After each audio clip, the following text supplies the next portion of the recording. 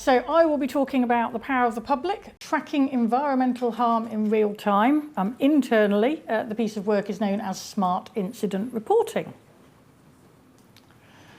But I'll start with a user story, because all good digital and data work starts with a user story. So apologies, it's a bit word dense, but I think every line counts on this one.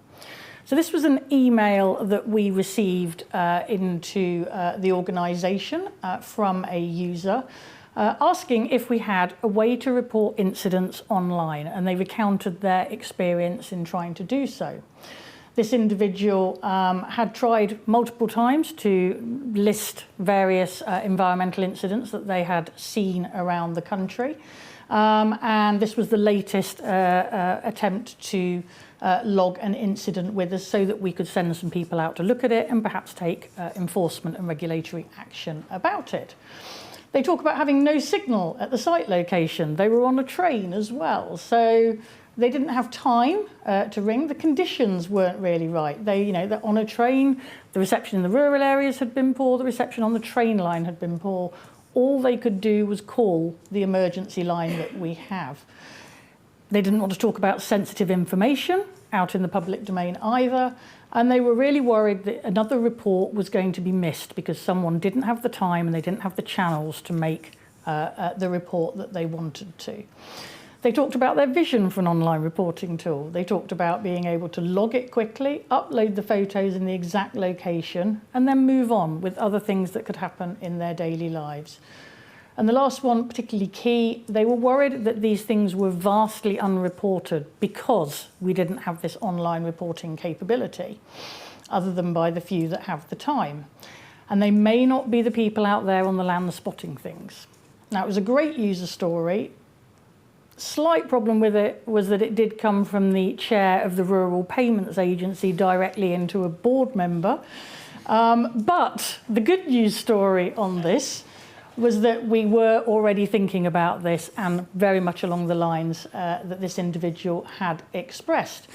We'd had a recent incident on a particularly contentious site, which had led to a huge call volume coming in just from this one site, with people reporting odour problems as a result of conditions on this landfill site.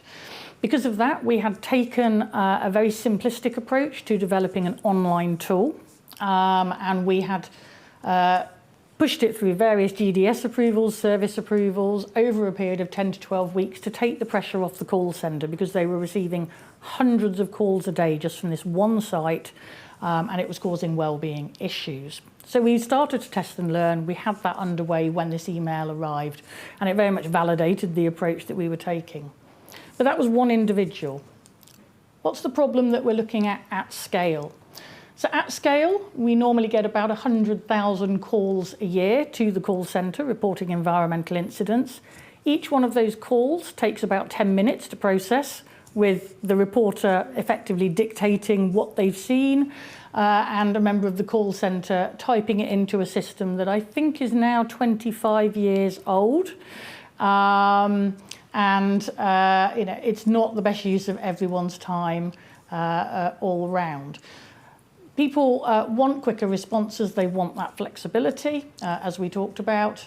And climate change is expected to lead to more frequent events as well. So if we're getting 100,000 reports a year now about water pollution, odour, flooding, imagine what that could look like in the future. It is not a sustainable position.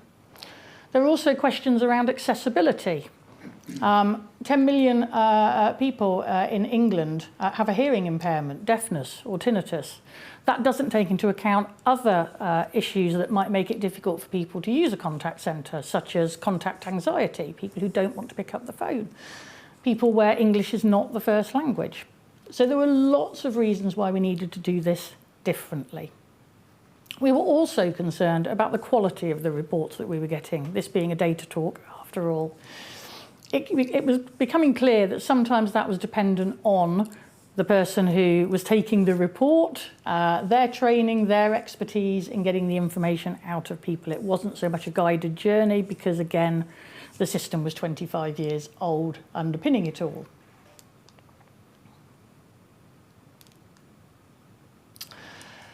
So we designed a to-be service. This very much was based on the Microsoft estate that we already have in the DEFRA group.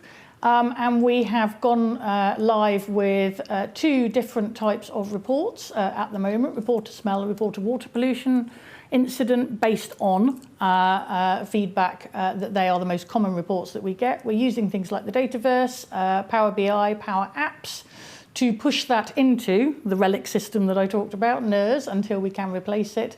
And then that will assign duty officers to go out and take a look if it meets the threshold criteria. Very excitingly, we have robotics on it. I think it is the first unattended robot that is being used in the DEFRA group to take that information and push it into the system. And we now have access to real-time analytics, which previously it would have been a big data download from the legacy system that would have been problematic. So the benefits of this: we're going to get consistent, structured and more accurate data capture.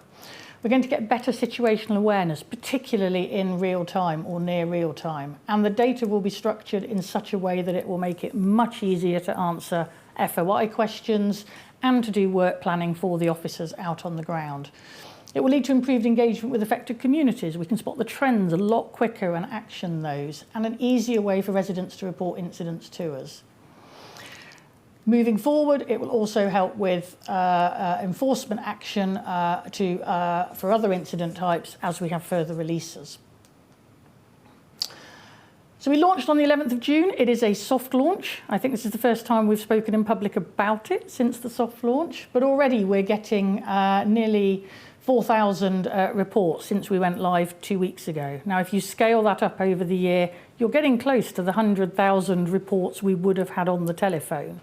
So that shows you the appetite for this, that soft launch, we're getting those figures already. The robot is taking about 37 seconds to process the form and put it into the system. Compare that to the 10 minutes per call we would have spent before.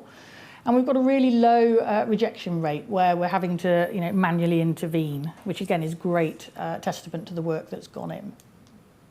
Ooh, went a bit far. So as you can see, drilling down into it, I think the data snapshot's slightly different time, hence the difference in total records. You can see we're getting good spread across the country. Again, odour, water pollution coming through, but we're also tracking people trying to report other types so that, again, we can make some decisions around what do we release next, what other incident types do we include in there. We're still getting a lot on the phone, but that's to be expected. We have not advertised this yet to the public. And then future releases, we're looking at mobile devices, I think before the end of the year. Photo uploads from the public, as per that user story at the beginning. Dashboards, we have the dashboards nationally, but we want to make them more available internally and potentially to the public as well.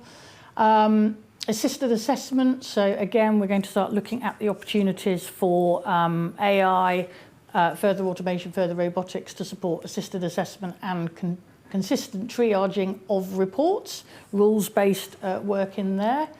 And we will be adding more incident types with illegal fishing, potentially the next one to be released, I think September time. So it's an exciting time to get the data going.